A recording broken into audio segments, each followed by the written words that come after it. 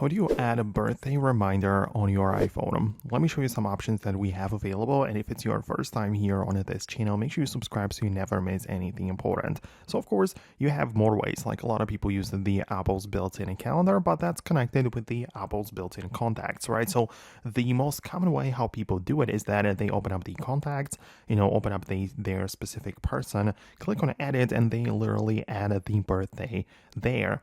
So you can just type in and select the date, and then it's going to be part of that contact, but also it's going to be in your calendar. So if you move over, you'll be able to see the event right there.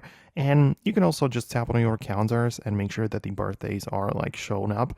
Okay, that's like, of course, make sure that it's like selected and that it's visible, but it will most definitely be part of your calendar. And if you have your notifications set up for your calendar in a way that it's going to notify you about the upcoming events, then you will see the birthday reminder right there. So this is how you can use it using the built-in solutions. But of course, there is a dedicated reminders app as well, where you can just literally come up with the reminder to type in like person's birthday and then decide that it's going to remind you on a date and a time, right? You can decide it to be repeated yearly if that's what you want.